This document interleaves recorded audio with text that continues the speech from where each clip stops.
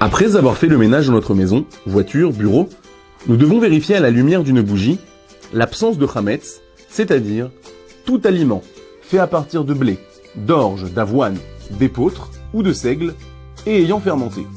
On veillera à accomplir cette mitzvah avec concentration car elle symbolise le juif en recherche permanente de ses défauts pour les améliorer. Le chametz que l'on veut garder doit obligatoirement être vendu à un non-juif en mandatant un rav pour cela. Durant Pessah, il est interdit de pénétrer dans la pièce où se trouve le chametz vendu et en cas d'urgence, il faut contacter un rav. Il est possible d'inclure dans la vente toutes sortes de chametz, mais il est tout de même préférable de se débarrasser avant Pessah du vrai chametz, comme les gâteaux, le whisky, etc., sauf s'il s'agit d'une quantité importante. Après s'être assuré d'avoir vendu le chametz et nettoyé minutieusement l'ensemble de la maison, on y recherchera le chametz. Une demi-heure avant l'heure de la vérification, le maître de maison, en charge de la mitzvah, ne pourra pas commencer tout travail n'ayant pas de rapport avec l'abdika et risquant de lui faire oublier la mitzvah. Il est interdit de consommer une quantité supérieure à 50 grammes de pain ou de gâteau. Les boissons non alcoolisées, les fruits, les légumes, la viande et le poisson pourront être consommés à volonté. Avant de commencer la recherche, certains ont l'habitude d'éparpiller 10 morceaux de pain de moins de 28 grammes dans la maison, afin que, même si tout est propre, on puisse trouver du pain et que de ce fait, la bénédiction n'ait pas été dite en vain. On inscrira les endroits où ils ont été déposés afin de ne pas oublier leur emplacement. C'est à la sortie des étoiles de la nuit du 14 Nissan que l'on procédera à l'abdika.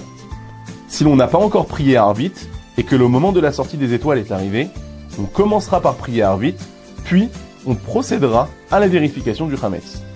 Si l'on a déjà prié avant la sortie des étoiles, on récitera le schéma et de suite après, on procédera à la vérification. Avant la recherche du chametz, on dira la bénédiction. Baruch ata Adonai, Eloheinu melech haolam, asher kideshanu bemitzvotav vetzivanu al birur chametz. Si l'on a parlé d'un sujet sans rapport avec la vérification, entre la bénédiction et le début de l'abdika, il faut réciter à nouveau la bénédiction.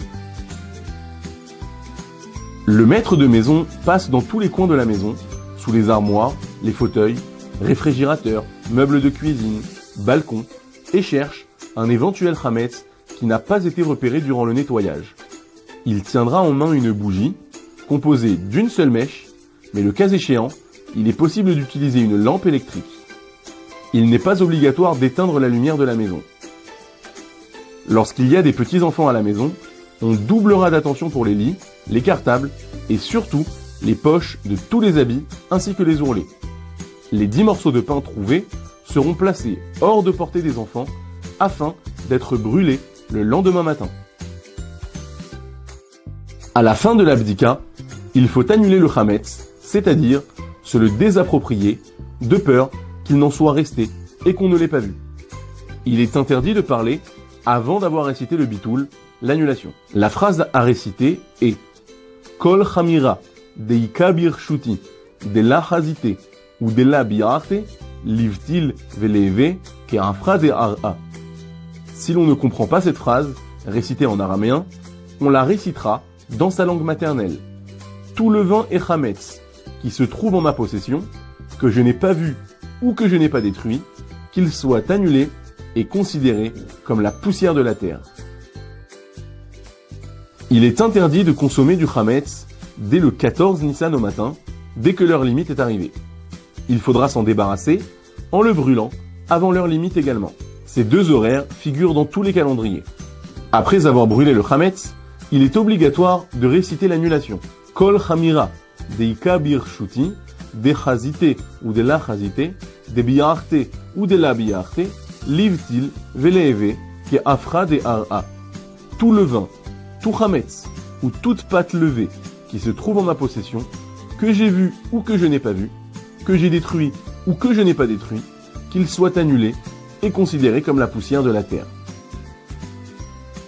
Si l'on voyage avant Pessah et que l'on est certain de ne pas revenir chez soi durant la fête et que personne n'y séjournera, on vendra le Khametz de son domicile par le biais du Rav. Il va sans dire que l'on devra faire la Bdikat Khametz dans sa résidence secondaire ou dans les chambres d'hôtel que l'on occupera durant la fête si les responsables ne s'en sont pas occupés. Attention, dans tous les cas de figure, même si l'on ne se trouve pas chez soi durant Pessah, chacun a l'obligation de réciter l'annulation, que ce soit le soir ou le lendemain matin, avant l'heure limite de destruction du Khametz.